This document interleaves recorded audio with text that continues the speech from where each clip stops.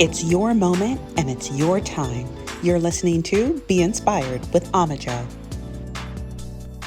So we've all been there at one time or another where we have looked at someone else and said, man, I wish that I were them because they look so much happier and they're so much richer than I am, and they just look like they're having so much more fun and they're so much more talented than me. And at the end of the day, we realize I'm going to be stuck in my skin for the rest of my life. So that's the point where you have to decide, hey, what am I going to do?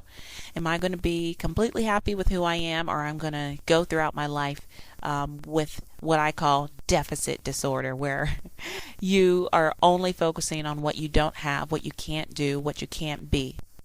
So I want to talk to you about the beauty of being who you are.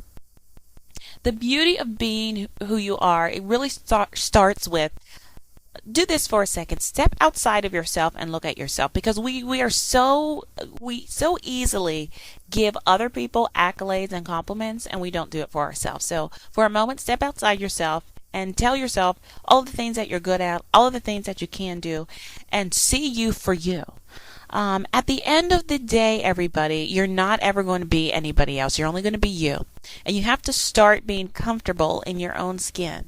And the more comfortable and the more accepting and the more excited you are about yourself, the more excited that you'll be about the people around you. Because the truth is that when we have this deficit disorder and all we see is deficits in ourselves, then what we do is we actually translate that into others, where all we're looking at is the bad things about others. Or on the other hand, the only way that we feel good about ourselves is when we're taking somebody else down.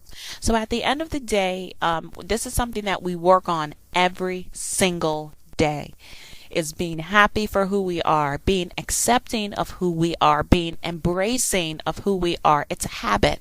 It's a habit that we build. When you have those negative thoughts about yourself, you just have to stop yourself right in the middle of the moment and get back on the mark, because you've got to feel accepting for who you are, the ideas that you bring to the table, the things that you can do that nobody else can do, and nobody else, quite frankly, can do it the way that you can. So we'll talk a little bit more about this in the future post about, really discovering who you are and really discovering the gifts and the talents that you have and really cultivating them and developing them and using them really in any environment that you're in. But at the end of the day, start today discovering the beauty of who you are. Thanks so much for listening to Be Inspired. Make sure you follow me on Amajo Plus at amajo.com.